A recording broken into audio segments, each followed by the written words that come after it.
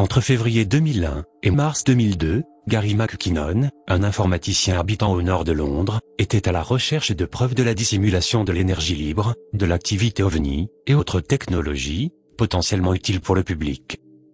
Il pirata 16 ordinateurs de la NASA, ainsi que des dizaines d'autres de l'US Army, de la Navy, de l'armée de l'air, et des ordinateurs du département de la Défense. Alors qu'il venait de trouver des preuves sur l'existence des OVNI, McKinnon se retrouva très vite en difficulté. Le gouvernement américain l'accusa d'avoir causé 800 000 $ de dommages informatiques, entre 2001 et 2002. Le 16 octobre 2012, après une série de poursuites judiciaires en Grande-Bretagne, le ministre de l'Intérieur, Theresa May, retira sa demande d'extradition pour ne pas avoir à l'emmener aux États-Unis. Elle prit cette décision en raison de rapports médicaux indiquant que McKinnon avait le syndrome d'Asperger et souffrait d'une grave maladie dépressive, qui aurait pu le tuer si elle l'avait envoyé subir un procès aux États-Unis.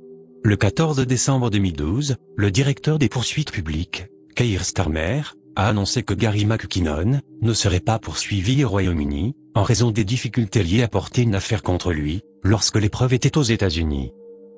Gary McKinnon a donc été accusé d'avoir commis le plus grand piratage informatique militaire de tous les temps, et s'il avait été condamné aux États-Unis, il aurait pu être condamné à 70 ans de prison, et à 2 millions de dollars d'amende.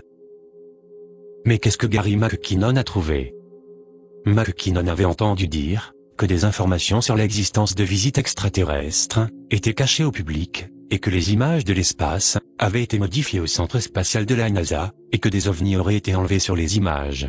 Quand il a piraté les systèmes de Johnson, il a trouvé une image en haute définition, d'un grand objet en forme de cigare, planant au-dessus de l'hémisphère nord. Quand il a piraté les systèmes de l'US Space Command, il a trouvé un document, qui énumérait une liste d'agents non terrestres, qu'il a pensé être la preuve, que l'armée américaine avait une flotte de vaisseaux spatiaux secrets dans l'espace. Certains de ces documents parlaient de transfert de navire à navire, ou de flotte à flotte. L'USS Lemay et l'USS Ian Cutter étaient les noms qu'il aurait vus.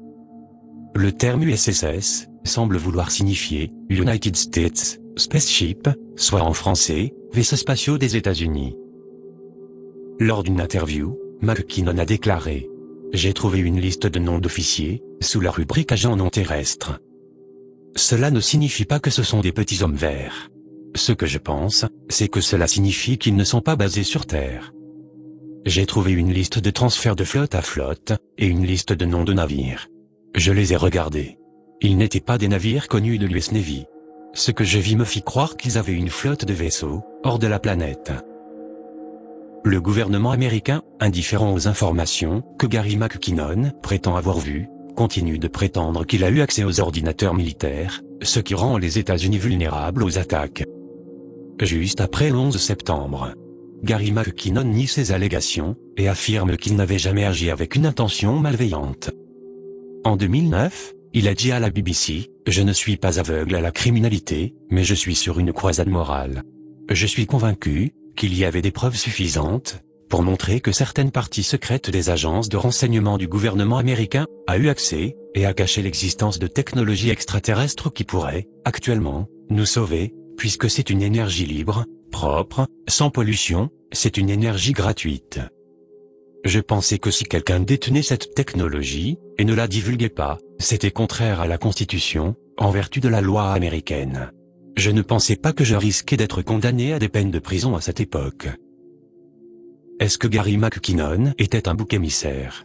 En 2005, Gary McKinnon a déclaré au Guardian, « Une fois que vous êtes sur le réseau, vous pouvez faire une commande appelée Netstat, en français, état du réseau. Cela énumère toutes les connexions à cette machine. Il y avait des pirates du Danemark, de l'Italie, d'Allemagne, de Turquie, de Thaïlande, et ceci tous les soirs, pendant les 5 à 7 années où je faisais cela. » Est-ce que les gouvernements dissimulent vraiment l'antigravité, une technologie issue des ovnis, liée à l'énergie libre, ou ce qu'ils appellent « énergie du point zéro » ? Je vous laisse juger par vous-même, et vous dis à très bientôt, sur La Vérité est ailleurs.